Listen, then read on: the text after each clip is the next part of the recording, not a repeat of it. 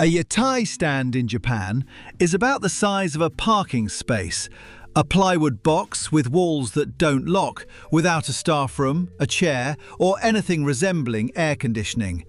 And the person running it will stand inside that box for 15 hours straight, over an open charcoal grill, 6 or 7 days a week, for years, some for decades. Forget whether the food is good. The real question is how a human body keeps doing this shift after shift without breaking down. And what actually happens to the ones who don't.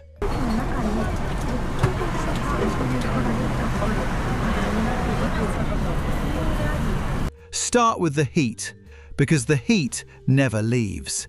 A yakitori grill runs somewhere around 400 to 500 degrees Celsius at the coals, close enough that the cook's forearms sit inches above it for the entire shift. In August, Tokyo's own air can already sit near 35 degrees before the grill adds anything to it. There's no AC in a 2 by 3 meter stall, sometimes not even a fan that reaches the grill side. Workers describe standing in what's basically a personal sauna, sweating through their uniform by hour 2 and simply accepting it, because stopping to cool off means the skewers burn. Small burns are routine, not the dramatic kind, the kind you stop noticing.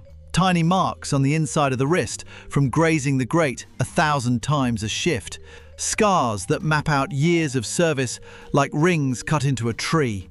The smell never leaves either. Charcoal smoke, grilled skin, soy and mirin glaze reducing on the grate, all of it soaks into hair and skin and clothing until a cook can walk into a train car after a shift and every stranger nearby knows exactly what he does for a living without being told. Some describe showering twice and still catching the smell on their pillow the next morning. Winter flips the problem instead of solving it. The grill still throws off enough heat to cook your face, while your back, 3 feet away, is standing in near-freezing night air, with the stall's plastic sheeting flapping open every time a customer walks in. Cooks describe one side of the body sweating and the other side going numb, sometimes in the same 10 minutes.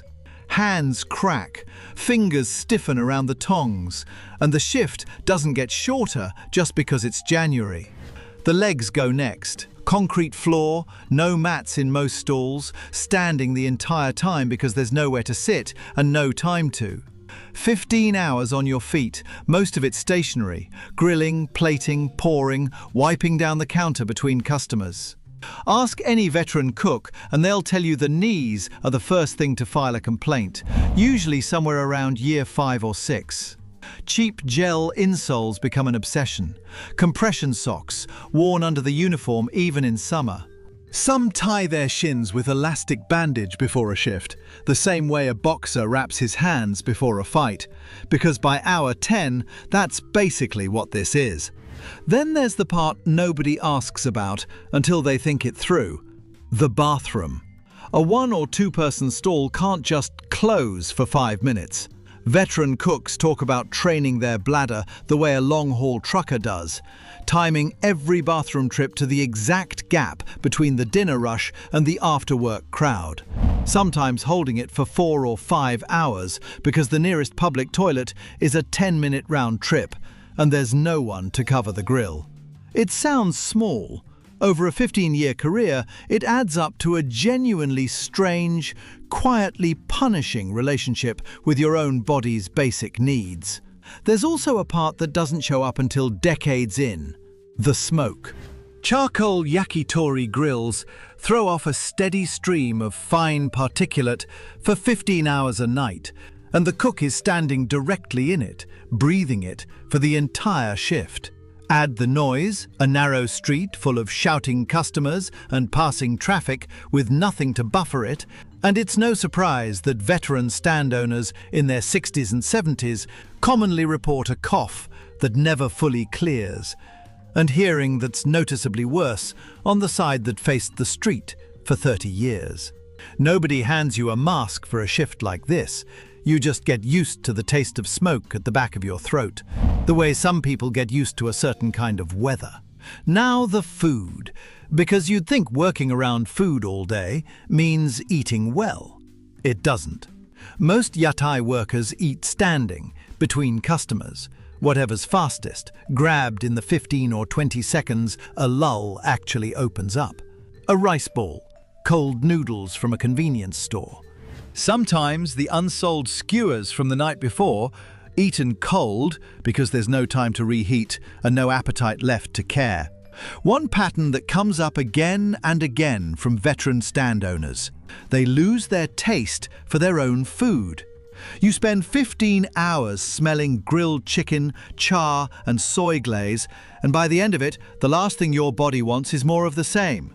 So dinner becomes an afterthought, eaten on autopilot at 1 in the morning, often standing at the sink with the water still running. Sleep is where the math simply stops working. A typical Yatai runs from late afternoon setup, maybe 3 or 4 in the afternoon, through last call, somewhere around 1 or 2 in the morning. Then there's breakdown, hosing down the stall, hauling unsold stock to a cold room, restocking for tomorrow, none of it finished before 3. If the stand needs prep again by noon, you're looking at 4 or 5 hours of sleep on a good night. And that's before you count the ringing in your ears from a shift spent beside a roaring grill and a street full of drunk salarymen. Some cooks nap in the delivery van between setup and open. Some don't nap at all, running instead on convenience store coffee and the low hum of adrenaline that service work never quite lets go of. Ask how they function on that little sleep, and the honest answer, reportedly, is that they don't. Not fully. They operate. There's a difference, and it shows up in the small stuff first. A wrong order, a burnt skewer, a hand that's a half-second slower off the grill than it used to be. And here's the part that makes everything above worse instead of better. Most of these stands are 1 or 2 person operations, run by an owner who is also the cook, the cashier, the delivery driver, and the cleaning crew. No sick days, because there's no one to cover the grill. No holidays, because a closed stall on a Friday night is a week's rent gone with nothing to show for it. Reports from workers in the trade describe going years, sometimes over a decade, without a single full day off. Not a slow week, not a light month, a literal, uninterrupted stretch where every calendar day, rain or shine, national holiday or not, includes standing at that grill. There's a cost at home too, and it's the one veteran cooks are usually the most reluctant to talk about. A stand that opens at 4 in the afternoon and closes past midnight means missing dinner with your kids every single night of their childhood. It means a marriage that runs almost entirely on text messages and a plate left in the fridge, because by the time the cook gets home, everyone else is already asleep. Some owners describe entire school years where they saw their children only on Sunday mornings, the one half day some stands allow themselves. Weddings, graduations, a parent's funeral back in another prefecture, all of it gets weighed against a stall that can't run itself for even one night. Some cooks make the trip anyway and eat the lost income. Others don't, and they're the ones who go quiet when you ask them about it. The money underneath all of it rarely matches the hours. Rent for a licensed pitch in a busy district, ingredient costs that swing with the season, and razor-thin margins on a plate of skewers that sells for a few hundred yen mean a lot of stands are barely breaking even after 15 years. One bad month, a rainy week where nobody wants to eat standing outside, can be the difference between staying open and closing for good. That's part of why the trade is aging out. Younger cooks look at 15-hour days for those margins and choose almost anything else, which is why the average Yatai owner keeps getting older and why so many stalls quietly disappear the moment the current owner's body finally forces the decision for him. There's a smaller, quieter economy running underneath all of this too. The other stand owners on the same street. In neighborhoods with several Yatai lined up along one block, cooks describe a kind of shift work solidarity that outsiders never see. Someone runs over with extra charcoal when a delivery is late. Someone watches a neighbor's grill for 10 minutes so he can finally use the bathroom he's been holding off on for 4 hours.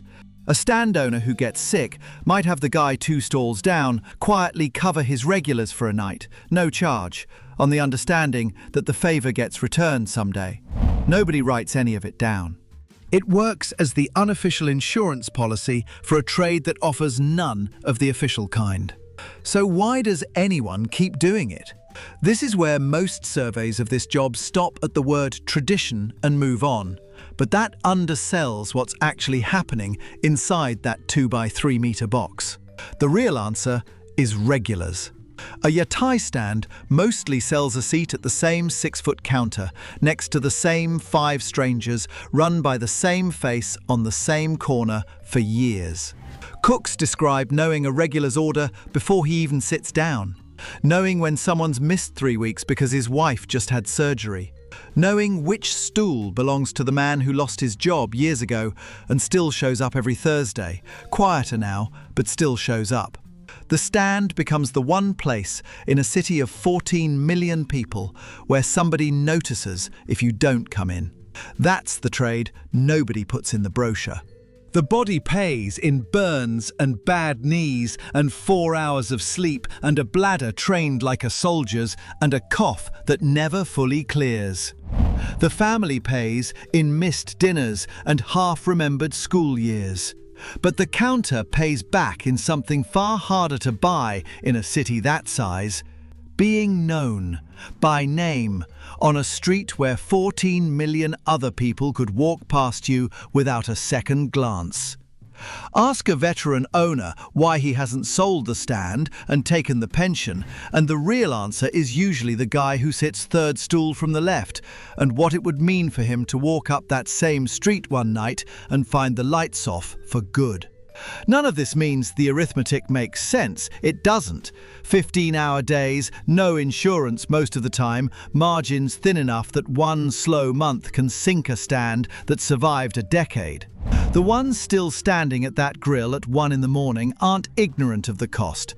They've simply decided, night after night, year after year, that the trade is worth it. Whether you'd make the same call, hour 12, knees screaming, a regular walking up the same street he's walked for 15 years, expecting the same face behind the same counter, that's the real question this whole survey has been building toward the entire time. If you've ever sat at one of these counters, ordered a few skewers, paid, and walked off without a second thought, you probably never considered what the person behind it gave up just to be standing there at 1 in the morning with a smile on and a grill still glowing behind him. 15 years of burns and bad knees and missed birthdays so that a stranger could have somewhere warm to sit at midnight. That's worth sitting with for a second before you order your next round. Subscribe if you want more of what daily survival actually looks like behind the ordinary jobs we walk past without ever really seeing, because the next one might be a stand you've eaten at yourself.